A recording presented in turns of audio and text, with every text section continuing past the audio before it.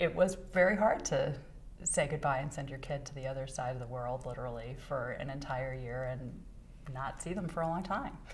And it wasn't easy to do, but I think one of the things that having been an SYA alum gave me was knowing what an amazing experience she was going to have. I think my wife and I, my wife probably less so, were fairly calm about the process because I knew what to expect. I knew that SYA is well run, the host families are great, they take good care of the students, it's good academically.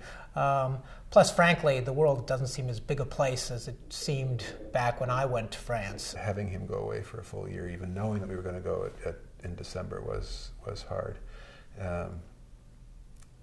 And looking back on it, which I think has been helpful, is she, I think, would laugh at herself for the concerns that she had, knowing what she knows now about how well supervised the kids are, how well the program structures interaction so that kids take care of themselves well. You have to let your kids go. And if you let your kids go willingly, I think they'll come back in a way that's, as more interesting and open and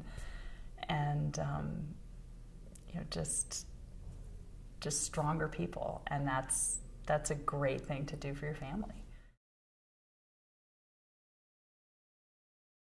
My daughter found that the program in France was very rigorous, and she came from arguably the most prestigious prep school in the country, in America, but this was not a cakewalk by any means. She worked hard and got a lot out of it because the classes are tiny and you get a lot of personal attention. Academically, it's just an outstanding program. I have to say that you do not lose anything academically from had you stayed at your home school. The subjects that she needed to keep going on in order to kind of continue getting ready for college, that's why it was very good at keeping her up with that. The English curriculum, the history curriculum is brilliant, and really strong math program, great continuity. It's just a setup that's sort of ideal for kids to learn the language. I think any parent would be worried that their child is going to some place that they know nothing about, never been before. I mean, we're not unusual that way, but I just think that the program, everything that the program did made us feel like Camila was going to be safe. Right.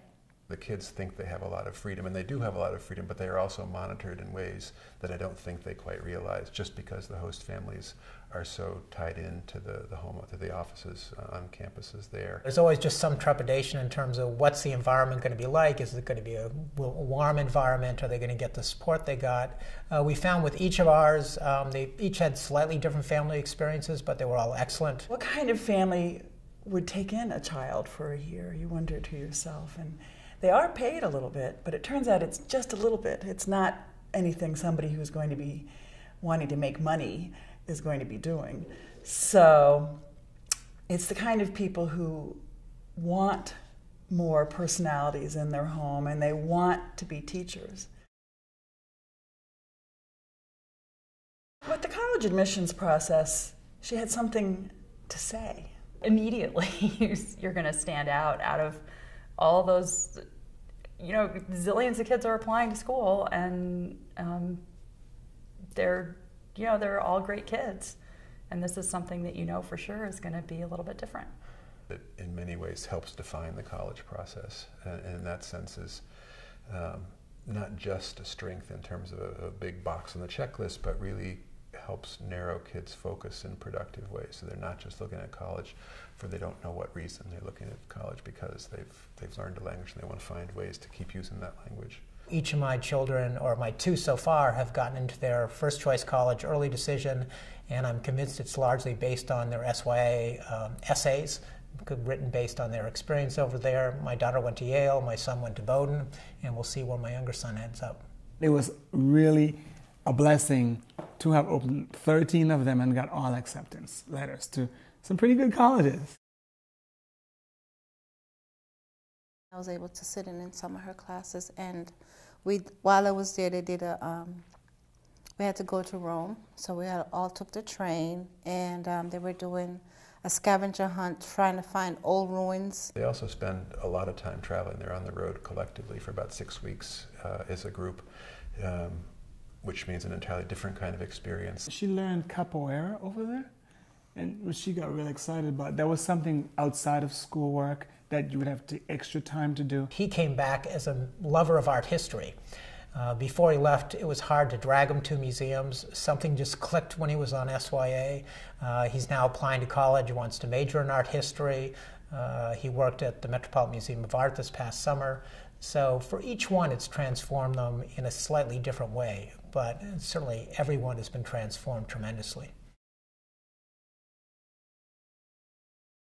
Today, we are very much a global world. The U.S. is still the #1 superpower, but much diminished from what it used to be.